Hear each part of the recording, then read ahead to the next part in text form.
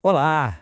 Hoje o nosso papo é sobre um tema que, olha, é absolutamente central para quem se prepara para as carreiras do Ministério Público: a prescrição na nova Lei de Improbidade Administrativa. A gente vai mergulhar fundo nisso, com um ponto de atenção especial naqueles processos que já estavam em andamento quando a lei mudou. Vamos entender tudo isso em detalhes. Bom, para organizar o raciocínio, a gente vai seguir essa trilha aqui. Primeiro, a grande reforma na lei. Depois, a polêmica da prescrição intercorrente. Aí vamos ver como o STF entrou em campo com o tema 1199 e a liminar na ADI 7.236. E, por fim, uma distinção crucial entre prescrição na fase de conhecimento e na execução. Então vamos lá. Nossa história começa em outubro de 2021. Foi quando a Lei 14.230 chegou e, para ser bem direto, virou o jogo no combate à improbidade administrativa, trazendo, entre outras coisas, um prazo de prescrição único de 8 anos.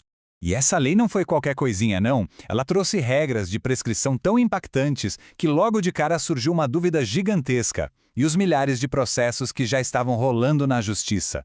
Essa nova lei poderia simplesmente apagar todos eles? A implicação era enorme. E aqui está a grande virada de chave, o ponto fundamental da mudança. Antes da lei, era assim: a ação era proposta e, pronto, o cronômetro da prescrição parava de correr. Agora, a coisa mudou completamente. A prescrição intercorrente foi criada e o relógio passou a correr dentro do próprio processo. Vamos então mergulhar no olho do furacão, a tal da prescrição intercorrente. A gente precisa entender como essa ideia foi desenhada na lei e por que ela causou tanta controvérsia logo de cara. A lógica é a seguinte: se o processo fica parado por muito tempo entre um ato importante e outro, sem uma justificativa, o Estado perde o direito de punir. É, na essência, uma sanção pela inércia, pela demora do próprio sistema. E o desenho original da lei era, digamos, bem agressivo. Ele estabelecia um prazo geral de 8 anos. Ok, mas a cada marco que interrompia esse prazo, o relógio não voltava para o zero com 8 anos de novo. Não, ele recomeçava a contar pela metade, ou seja, apenas 4 anos. Para quem conhece a complexidade desses processos, sabe que 4 anos é um prazo curtíssimo. Bom, com esse cenário de incerteza jurídica total, a bola foi parar, claro, nos pés do Supremo Tribunal Federal. E a resposta veio no importantíssimo tema 1199 de repercussão geral. E aqui está a decisão que mudou tudo. O STF bateu o martelo. As novas regras de prescrição, ainda que mais benéficas para o réu, não podem retroagir, ou seja, elas não valem para os processos que foram iniciados antes de a nova lei entrar em vigor. Simples assim. E por que essa decisão? Bom, o STF se baseou em princípios fundamentais do nosso direito: segurança jurídica, ato jurídico perfeito, proteção da confiança. Pensa bem, seria justo penalizar o Estado que estava seguindo as regras do jogo daquela época, aplicando uma regra nova que simplesmente não existia? A resposta da Corte foi um sonoro não. Além disso, o Supremo reforçou uma ideia central. Prescrição não é só sobre o tempo passar. Prescrição é uma consequência da inércia, da falta de ação.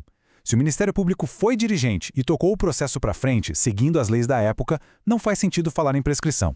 E olha, enquanto tudo isso acontecia, uma outra frente de batalha jurídica se abria, e essa foi crucial para evitar o que poderia ter sido um verdadeiro apagão em milhares de ações de improbidade. O pessoal começou a fazer as contas e o resultado foi alarmante. Com aquela regra dos 4 anos, estimava-se que mais de 8.000 ações poderiam simplesmente prescrever de uma vez só em outubro de 2025. Era uma verdadeira bomba relógio e a pressão por uma solução foi gigantesca. Foi aí que veio a caneta do ministro Alexandre de Moraes.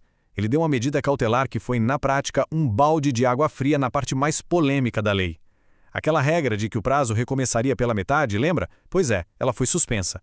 Com isso, o prazo voltou a ser de 8 anos. Então o que importa saber hoje é isso. A regra da metade do prazo está com a eficácia suspensa. Na prática, o prazo da prescrição intercorrente, entre os marcos processuais, é o prazo cheio, de 8 anos. Certo.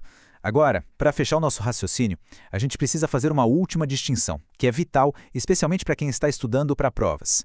A diferença entre a fase de conhecimento e a fase de execução de um processo. Presta atenção aqui, porque isso é muito importante.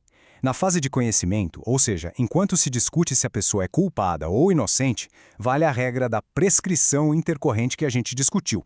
Mas, a partir do momento em que existe uma condenação definitiva, da qual não cabe mais recurso, o jogo muda. A gente entra na fase de execução, e aí as regras são outras. O Superior Tribunal de Justiça, o STJ, já deixou isso bem claro.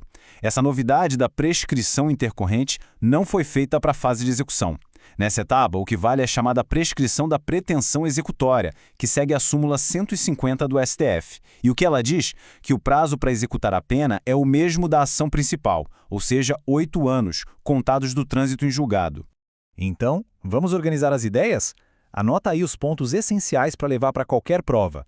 Primeiro, irretroatividade. A lei nova não volta no tempo. Segundo, o prazo intercorrente é de 8 anos, não de 4, por causa da liminar. Terceiro, a ideia-chave de que sem inércia não há prescrição. E quarto, a distinção clara entre fase de conhecimento e fase de execução, onde as regras são diferentes.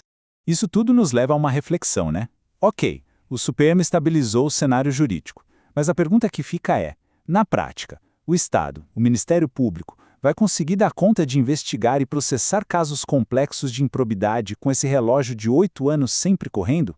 É um desafio e tanto.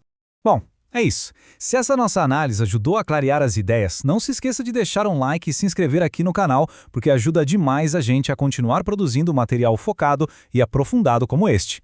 Muito obrigado e até a próxima!